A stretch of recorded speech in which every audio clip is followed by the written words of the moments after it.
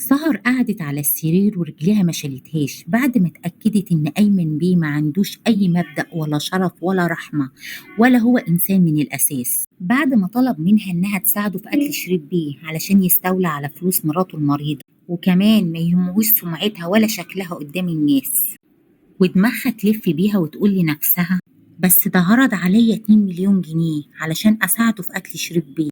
لازم يا سهر ما تتسرعيش وخدي وقتك في التفكير. وبعد يومين من التفكير ليل نهار، سهر اتوصلت لقرار وكانت مقتنعة بيه تمام الاقتناع، واتصلت على أيمن بيه وقالت له إن هي عاوزة تشوفه. وفعلا أيمن بيه ما كدبش خبر، وراح لها بالليل أوضتها علشان يشوفها عاوزة إيه منه. وأول لما أيمن بيه دخل الأوضة كان بيقرب منها بحذر وقال لها: خير، عايزة إيه؟ أنت عرضت عليا إني أساعدك في قتل شريف مقابل إنك ترجع لي الشيك اللي ب50,000 جنيه وعليهم 2 مليون جنيه، وأنا فكرت وموافقة. موافقة تساعديني على قتل شريف؟ موافقة، بس عندي شروط. شروط إيه؟ أولا أنت هترجع لي الشيك أبو 50,000 جنيه قبل أي كلام علشان تثبت لي حسن نيتك، وغير كده كمان هتديني وصل الأمانة قبل أي حاجة. وأنا إيه اللي يخليني أوافق وأنت ممكن ترجعي في كلامك بعد كده؟ لأ، أنت هتوافق لأكتر من سبب، أولهم إنك أنت اللي مجبور ليا، لأني ببساطة ممكن أروح وأعمل لك فضيحة عند مراتك الغنية هي وابنها، وساعتها الليلة كلها هتروح منك. وطبعا أنت مش بالغباء اللي يخليك تضيع ثروة تقدر ب40 مليون جنيه علشان شيك ب50,000 جنيه. ثانيا بقى، وده الأهم، ده كان اتفاقنا من الأول، وانت اللي خليت بالاتفاق وسرقت الشيك. ثالثا بقى، وده أهم ما في الموضوع، إني هقدم لك خدمة العمر، إني هقتل لك ابن مراتك وإنت بعيد عن الموضوع تماما. فضل أيمن يبص لها وهو ساكت وقت طويل ويفكر في كلامها، وسهر واقفة قدامه بمنتهى الثبات والثقة في النفس ومنتظرة رد. وبعد تفكير عميق قال لها: برضه معرفتش ايه اللي هيضمن ليا انك ما ترجعيش في كلامك بعد كده. لا، ما انا لسه هقولك باقي الاتفاق. هو لسه في باقي؟ ايوه، احنا لسه ما اتكلمناش في نصيبي من عملية القتل. هو مش إحنا اتفقنا على إنِّك هتاخدي 2 مليون؟ الكلام ده قبل ما كنت أعرف قيمة ثروة الهانم مراتي. وأظن بقى 5 مليون مش رقم جنب 40 مليون هتورثهم إمتى بعد عمر طويل ليها هي وابنها. والمفروض بقى أنت عايزاني أكتب لك شيك ب5 مليون؟ لأ خالص، مين جاب سيرة الشيكات؟ بصراحة أنا عجبتني لعبة وصل الأمانة أوي. مش فاهم. انت هتكتب لي وصل امانه ب5 مليون، وانا هكتب لك وصل امانه زيه ب5 مليون برضه. وليه ده كله؟ انا هكتب لك وصل امانه ب5 مليون عشان تضمن اني هنفذ اتفاقنا واقتل لك شريف، وانت هتكتب لي وصل امانه علشان تضمن ليا انك ما ترجعش في كلامك بعد ما اقتله وتضطر تدفع لي المبلغ. بص لها ايمن قوي وهو عمال يفكر وقال لها: وهنبتدي امتى التنفيذ؟ بمجرد ما اخد منك الشيك ابو 50,000 ووصل الامانة اللي كنت كاتبه عليا، وطبعا ما تنساش وصل الامانة الجديد ابو 5 مليون. والتنفيذ هيكون امتى وازاي هتخلصيني من شريف؟ انا هخرج معاه النهارده وبعدها هحدد امتى بالظبط. لا، انتي لازم تحددي وقت علشان اثبت وجودي انا ساعتها في مكان تاني وقت ما تقتليه. عموما انا هرتب اموري، واول ما انوي اقتله هتصل بيك واعرفك عشان ترتب امورك وتثبت وجودك في مكان تاني وقت ما اخلصك منه. أيمن بيه قال لها: اتفقنا، وخرج من جيبه دفتر شيكات وقلم وكتب شيك ب50,000 جنيه ومضى عليه، وطلع من جيبه التاني وصل الأمانة أبو 50,000 جنيه اللي كانت كاتباه سهر على نفسها، واداها الشيك ووصل الأمانة، وراحت مقطعاه بسرعة بعد ما اتأكدت من توقيعها، وجاب ورقتين وكتب عليهم على إنهم واصلين أمانة، كل واحد منهم بمبلغ 5 مليون جنيه، واحد باسمه والتاني باسم سهر، والاتنين مضوا قدام بعض، واداها وصل الأمانة اللي هو ماضي عليه وخد منها وصل الأمانة اللي هي ماضت عليه، وخرج بسرعة من أوضتها قبل ما حد يشوفه. وتاني يوم خرجت سهر مع شريف وقضوا اليوم كله بره، كانوا مبسوطين جدا، قضوه كله في الضحك والأكل في أفخم المطاعم. وسهر كانت بتحس إن شريف بيبقى سعيد قوي وهو معاها وبيرتاح في الكلام معاها، وكان دايما شريف بيحاول إنه يقرب منها، وتقريبا كانوا بيخرجوا كل يوم، وفي يوم سهر وهي خارجة مع شريف كانت سرحانة قوي في الكلام اللي كان بينها وبين أيمن وفي اتفاقها معاه وإنها المفروض تنفذه في أقرب وقت. وعقلها يقول لها إزاي أقتل شريف؟ هو أول شخص قابله يحن عليا ويهتم بيا ويحتويني من غير ما يطلب مني أي مقابل. وشريف لاحظ إن هي سرحانة وعمال يكلمها وهي ولا هنا، وفجأة فاقت على كلامه وهو بيقول لها إيه يا بنتي رحتي فين؟ سرحانة في إيه؟ في الحلم الجميل اللي أنا فيه دلوقتي. بجد يا سهر انت بتبقي مبسوطة وانت معايا؟ ردت عليه سهر وعينيها مليانة بالدموع. وبخاف قوي لما بتصور حياتي بعد ما هتختفي منها. انت متصورة اني هسمح لك تغيبي عني ولا ايه؟ انا بجد اتعلقت بيكي قوي يا سهر ومش هقدر استغنى عنك. يا ريته كان ينفع. ليه بتقولي كده؟ ايه اللي هيخلينا نبعد عن بعض؟ ساعات الظروف هي اللي بتقف بين الواحد ورغبته في الحاجة اللي هو بيتمناها. يبقى انت ما تعرفنيش، أنا قاهر للظروف. وضحكت سهر على خفة دم شريف وفضلوا يضحكوا ويهزروا مع بعض وقضوا اليوم واستمتعوا بيه كعادتهم. وروحوا أول لما دخلت أوضتها لقت البعبع، قصدي أيمن بيه، لقت أيمن بيه قاعد لها على السرير للمرة التانية وعينيه بتطق شرار وبيقول لها يعني فات أكتر من يومين وانت مقضياها فسح وخروجات مع البيت. انت اصلا ايه اللي دخلك هنا؟ وبعدين انا قلت لك برتب نفسي واول لما هلاقي الفرصة هنفذ اللي اتفقنا عليه. انا هحلها لك وهجيب لك الفرصة لغاية عن فرصة ايه؟ طلع من جيبه ازازة زي ازازة القطرة وقال لها ده عقار طبي لو اتخلط بأي عصير بكميات قليلة كل يوم بيسبب هبوط حاد في الدورة الدموية، وبعد أسابيع مش كتير بتبان الوفاة على إنها طبيعية. بعد ما سمعت خطته وعرفت الوسيلة اللي عايز يقتل بيها أيمن سألته والمفروض أحط له منها كام نقطة؟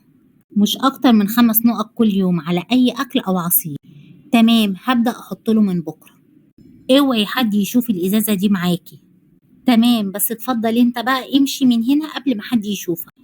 وخرج أيمن وهي قعدت تفكر هتعمل إيه بالإزازة دي علشان تخلص من الورطة اللي هي اتحطت فيها. وتاني يوم راحت سهرة على المطبخ علشان تجهز فطار شريف بيه وتعمل له عصير، وكانت حاطة إزازة العقار المميت في جيب البنطلون اللي هي لابساه. ودخل عليها أيمن بيه ووقف جنبها وشاور لها بإيديه إن هي تحط 5 نقط في كوباية العصير. وفعلا فتحت الإزازة وهي إيديها بترتعش وبدأت تعد النقط وتحطهم في كوباية العصير. وخدت الفطار والعصير وودتهم لشريف بيه، وأول لما شافها ابتسم لها وقال لها أنا كان نفسي في كوباية عصير قوي، وشرب الكوباية كلها. ودي كانت البداية اللي شجعت سهر إنها تحط العقار ده كل يوم في الأكل أو في العصير. وفضلت منتظمة لمدة 3 أسابيع على وضع العقار المميت لشريف بيه، وده علشان تنفذ اتفاقها مع أيمن بيه بقتل شريف في مقابل إنه يدفع ليها 5 مليون جنيه ينتشلوها من الفقر والضياع هي واختها. وبعد 3 أسابيع في اليوم الموعود وهي واقفة في المطبخ سمعت ام ابراهيم وهي عماله تصرخ وتولول وتعيط بحرقه وتقول انا لله وانا اليه راجعون. اتخضت سهر من الصويت وطلعت تجري علشان تشوف ايه اللي حصل. لقيت الدكتور واقف مع ايمن بيه وبيقول له ان سبب الوفاه هو هبوط حاد في الدوره الدمويه، وحط ايده على كتف ايمن وهو بيقول له البقاء لله. وبعد ما الدكتور مشي وايمن طلع يوصله سهر رجليها ما شالتهاش وقعدت على سلم الفيلا وفي راسها الف سؤال وتقول لنفسها هو فعلا شريف خلاص مات وكده أيمن هيبقى هو الوريث اللي هياخد كل الميراث؟ وغيرها من مئات الأسئلة كانت عمالة تدور في راسها وقلبها عمال يدق من الخوف والرعب. ومرة واحدة سهر قامت تجري على أوضة شريف، وقبل ما توصل لأوضة شريف لقت شريف في وشها. اتخضت سهر واتجمدت مكانها مش مستوعبة ايه اللي بيحصل، وتقول في نفسها مش ده شريف؟ امال ام ابراهيم كانت بتصوت وتلطم وتقول انا لله وانا اليه راجعون ليه؟ والدكتور اللي كان بيقول ان سبب الوفاة هبوط حاد في الدورة الدموية على مين؟ وفي نفس اللحظة شريف جاوب على كل الأسئلة اللي كانت بتدور في راسها وهو بيعيط وبيترمي في حضنها ويقول لها أمي ماتت يا سهر، أمي ماتت. طبعا كانت مفاجأة من العيار التقيل وما كانش معمول حسابها نهائي. كده الموازين اتقلبت والحسابات اختلفت وكل حاجة اتغيرت في لحظة. وسهر ما بقتش فاهمة أي حاجة خالص. كل اللي كانت عارفاه هي حاجة واحدة، إن أيمن بيه هيولع فيها بجاز وسخ، وممكن جدا يحبسها بوصل الأمانة اللي واخده عليها، لأنه إنسان جشع وشراني وممكن يعمل أي حاجة. وابتدت سهر تهدى وتحاول تهدي شريف وتقوله هي كده ارتاحت لأنها كانت تعبانة قوي، ووفاتها أحسن ليها بدل ما كانت عايشة وهي بتتألم. وسهر لما لقت شريف أعصابه منهارة راحت على المطبخ علشان تعمل له كوباية عصير ليمون عشان تهديله أعصابه شوية. وكانت عيون أيمن عمالة تراقبها، وأول لما لقاها داخلة المطبخ دخل وراها على طول ومسك إيديها وضغط عليها قوي وهو بيقول لها انت بتعملي ايه؟ بعمل كوباية عصير لشريف بيه، اوعي تحطي له أي حاجة تاني في العصير ولا في الأكل، انت فاهمة؟ ليه؟ مالكيش دعوة ليه؟ انتي تنفذي اللي بقولك عليه وخلاص. سكت أيمن بيه شوية وبعدين راح قايل لها لازم شريف يعيش اليومين الجايين دول بأي طريقة، انتي سامعة؟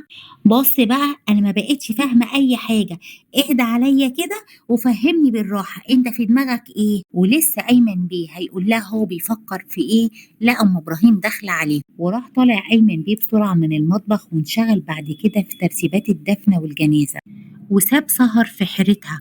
كل شيء اتغير في لحظة، واختلفت الحسابات بوفاة نوال هانم أم شريف. وبدأت سهر تسأل نفسها هو ليه أيمن بيه بعد ما كان بيتمنى اختفاء وموت شريف بيه وكان بيحلم يخلص منه، اشمعنى دلوقتي بيحذرني من إني أضره وبيمنعني إني أحط له العقار المميت؟ لأ، وكمان الأغرب من كده إنه بقى بيخاف عليه. وفضلت في حيرتها وتقول لنفسها يا ترى في دماغك إيه يا أيمن بيه، لحد بالليل. وبعد دوشة العزا والجنازة واليوم المليان بالتعب والحزن اللي كان بيخيم على البيت، راحت سهر لأوضتها بعد عناء اليوم الطويل ده. وأول لما فتحت أوضتها لقت أيمن بيه في انتظارها وهو بيبص لها من غير ما ينطق ولا كلمة. فقالت له إيه اللي جايبك هنا دلوقتي؟ أيمن فاضل باصص لها ومردش عليها، فسهر تجاهلت سكوته وراحت سأله مرة تانية وقالت له وبعدين تعالى هنا، انت منين كنت بتتفق معايا من كام يوم على قتل شريف، ومنين جاي النهاردة بتحذرني ان أذيه؟ قرب منها أيمن بهدوء وهو خايف وإيده بترتاش وبيحاول يجمع تركيزه وقال لها اسمعي يا سهر، اللي حصل النهاردة غير كل حاجة، وعشان كده هنغير الخطة كلها وهنبدأ في تنفيذ خطة تانية علشان ننقذ الميراث قبل ما يروح مننا. أنا ما بقتش فاهمة حاجة، فهمني قصدك إيه؟ بدل نوال هانم ماتت يبقى الثروة كده اتنقلت لشريف بيه، وشريف فاضله كام يوم ويموت بسبب العقار اللي انت بتحطه له كل يوم، فكده الثروة ساعتها هتروح للحكومة أو للجمعيات الخيرية، وكل اللي عملناه هيبقى راح على الفاضي. طيب وإيه الحل من وجهة نظرك؟ تحاولي تتجوزي شريف بأقصى سرعة قبل ما يموت، وبعد كده هتورثيه، وبعدها نتجوز أنا وإنتي جواز شرعي وأديكي اسمي ونعيش أنا وإنتي أسعد اتنين في العالم. وكمل أيمن كلامه وعينيه مليانة بالإحساس والحب المصطنع وقال لها أنا بحبك يا سهر، ولازم نكمل حياتنا مع بعض علشان أخليكي أسعد واحدة في العالم. ردت عليه سهر بلهفة وحب وقالت له بجد يا أيمن ممكن تتجوزني لو سمعت كلامك وتعلن جوازنا للعالم كله وابقى مدام أيمن بيه رجل الأعمال؟ رد أيمن وهو بيمسك إيديها وبيبوسها وقال لها مش بس مراتي، ده انتي هتبقي أميرتي وتاج هشيله على راسي، وهيفضل حبنا طول العمر وهنعيش ساعتها في العز والنعيم مع بعض. طبعا كلامه ووعوده البراكة اللي بتحلم بيها أي واحدة في الدنيا خلتها توافق وتطير من الفرحة كمان. وسهر ما وافقتش على اللي طلبوا منها بس، لا ده كمان كانت على استعداد توافق على أي حاجة حتى لو طلب منها روحها. وبدأوا يخططوا من جديد. وقال لها أيمن انت المطلوب منك دلوقتي انك تتجوزي شريف في أقرب وقت قبل ما يموت، وبمجرد ما تتجوزوا أنا هساعدك وهعرفك تعملي إيه عشان تخليه إنه يكتب لك كل ما يملك بيع وشراء. وخرج أيمن بعد ما اتفقوا على الخطة الجديدة اللي هو رسمها، وكانت السرعة شرط في هذه الخطة، وطلب منها بإنها تبدأ في التنفيذ، بإنها توقع شريف بيه من الليلة، بإنها تروح لغرفة شريف بيه حالا وهم في الليل بحجة إنها تواسيه، وهم مع بعض تحاول تعمل معاه علاقة محرمة تجبره إن هو يتجوزها رغم ظروف وفاة أمه، لإنها هتساومه بإنها إنسانة شريفة وبريئة، هو اللي ضحك عليها. طبعًا ده كان مخطط أيمن بيه. وسهر سمعت الكلام وراحت لأوضة شريف بيه علشان تنفذ الخطة بحذافيرها. وأول لما وصلت لأوضة شريف بيه وقفلت الباب عليهم، اللي حصل عمركم ما هتتوقعوا. لو عاوزين تعرفوا ايه اللي حصل لما سهر دخلت على شريف بيه الأوضة، استنونا الجزء الثالث. ولو عجبتكم الحكاية ما تنسوش اللايك وكومنت جميل زيكم، والاشتراك في القناة ليوصل لكم كل جديد. أختكم سحر خالد.